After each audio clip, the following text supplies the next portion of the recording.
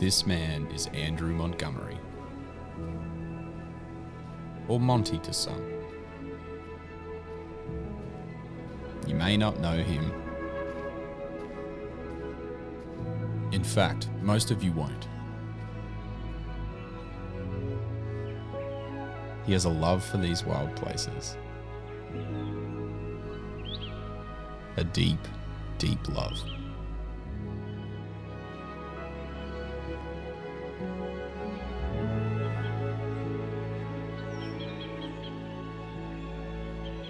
He's a family man and as humble as anything. A heart of gold and ethics to match. He's also the founder of the independent Australian outdoor brand, Mont.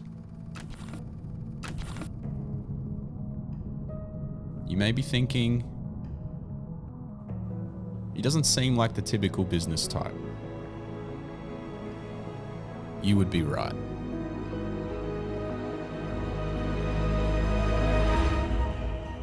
This is his story.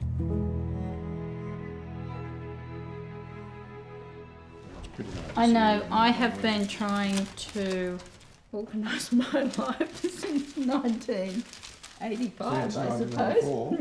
Yes, since 1984. Well, I've done a lot. Anyway, there's a Mont jacket, Andrew. Look. We had the trial run on quite a few Mont jackets, and I am going to say that one of them got stolen out of the Peugeot when we first arrived. Do you remember that as well? Really? Yeah, I didn't lock the car enough. Someone broke in. Andrew always knew what he was going to do, and he was always on the... Yeah, you got it from Dad. The design sense from Dad, absolutely. The singing from Mum. Have you ever heard him sing? Very good. And he could have taken up. He could have taken up singing as well. In my childhood, I regard myself as being very fortunate. Dad used to love taking us outdoors, so we would go on camping trips and we'd go fishing and we'd go on the boat. And his idea of a 5-star hotel was one where you've got 1,000 stars overhead. By the time we were 10, 11, 12, we were out doing a lot of camping, bushwalking, climbing, abseiling. I probably think I was abseiling down cliffs at 11, 12, Andy the same.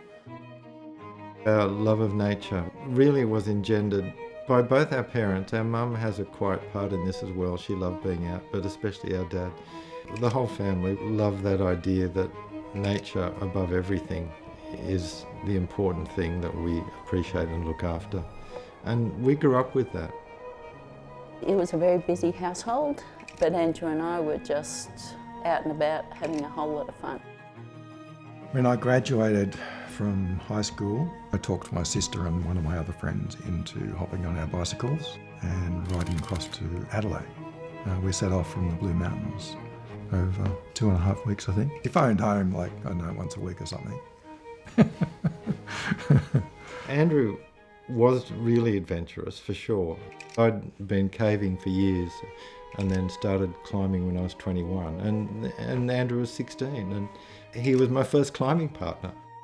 He was big enough to hold a fall, and he was keen, and he was definitely up for adventure.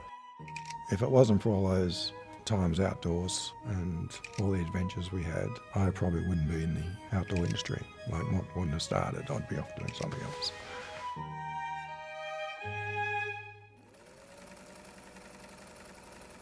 Dad was an engineer, so he was always making something, he was always sewing something or building something or designing something, and that's where the sewing comes in. Andrew and I would have been on the sewing machine age 5 and 6. There was nothing unusual about that in our family. We weren't wealthy or anything, we're just an average family, 5 kids, 3-bedroom house, and we learnt as children to look after things and value things, especially from my father. He would go at great lengths to repair things rather than throw them out. When Monty turned 17, he moved from Sydney to Canberra to attend university. Driven by his profound love for the natural world, he pursued a degree in ecology. During university, because I was a poor student, I had been making some of my own gear. I couldn't afford to buy snow tent or a down sleeping bag and things like that, so I made my own. That gave me a great sense of trying to build a product which lasts a long time, and also instilled in me a sense of looking after gear. Someone said, you know, that's amazing. Can you make me one? Make me one. I'll pay you to make me one. And then someone came in with the order, make me 10. And that's when Andrew thought, this could be a business. When I first started the company, I was renting a little bed sit. It was actually one room, one long room, and I used to cut the fabrics out on the floor. I have a memory of him opening that door on a visit to Canberra and feathers flying out into the hallway. And I just thought, wow, he is quite the production machine. They were busy days. I had very little money. I wasn't going to lots of parties and things like that. Weekends, if I had a spare time, I was away on trips, climbing or skiing or walking and things. But otherwise, I was just working. Within 5 years, Mont Adventure Equipment had transformed from a one-man show into one of the leading brands for high-quality adventure gear. Before he knew it, Monty had moved from workspace to warehouse and eventually to full-scale production. Now, the foundation was never to make lots and lots and lots of product or trying to make things cheaper so we could sell more and build more. Our focus is purely on making premium, long-lasting products. They're going to carry on. He always had an eye for thinking about equipment and what works and what are the shortcomings, how can I make this better. He was never thinking, I've designed this, it must be good. It was more, I've designed this, there will be a way of making it better.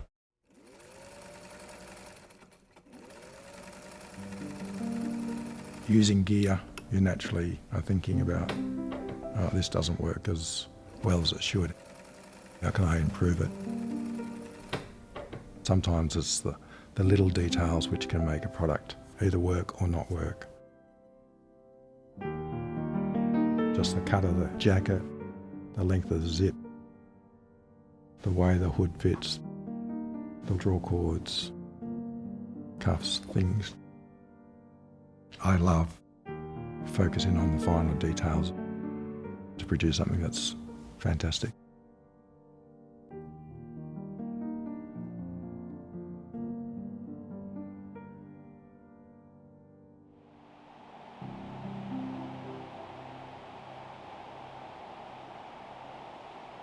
Growing up in the outdoors in Australia just brings an awareness of our responsibility to the environment. I personally feel responsible, that our business produces products in an ethical way and in an environmentally friendly way. Every time something wears out or a zip breaks or the fabric's no good and it goes in the bin, it starts the whole process again, making new things to replace it. Making products that last is one of the best things that we can do. Mont's values come from Monty, from a vision he has of partly his connection to the outdoors, but also what he sees for the business in terms of how it operates and what is important to him.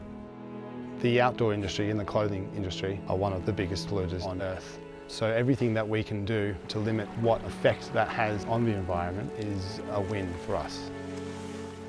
We are really passionate about repairing and making products last and go for longer, and that's something that has always been part of the Mont story. We do get things that are 20, 30 years old now coming in, and it is just, can you wash it and give it a bit of a rebirth just so I can use it for the next 20 years? This sleeping bag is 46 years old. It's the first bag Monty ever made. It's still going strong. It took a lot of time to research the materials and find them and buy them, but I wanted to make sure it was going to last as well, so I think that's really important. One of the things I hate hearing about today is all this fast fashion and flooding the market with cheap product that people get sick of and doesn't last very long, and next year it's in the bin. It's really important to use our resources wisely, and better to make it good in the first place, and hopefully it'll last a long time.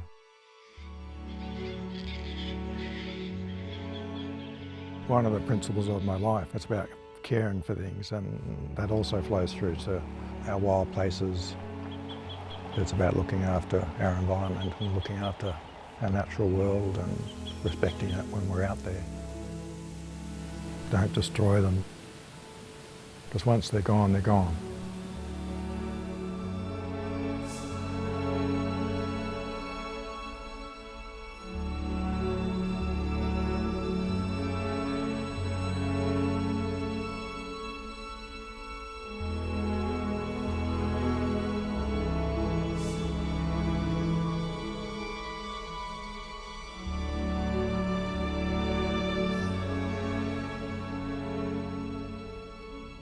It's not about making squillions of dollars.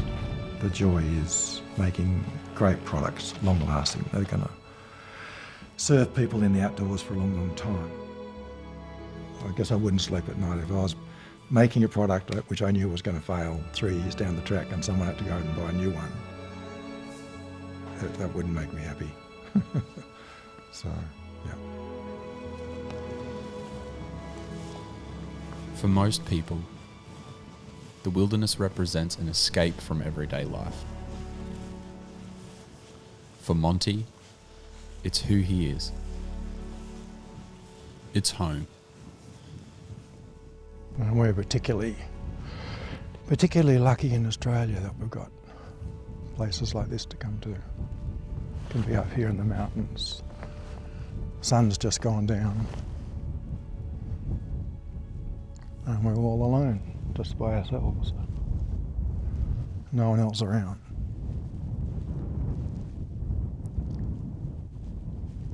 Is that special for you?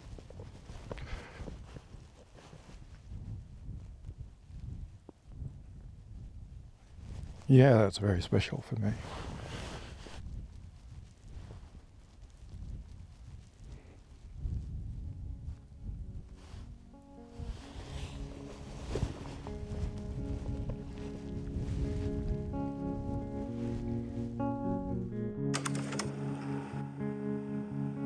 Six years.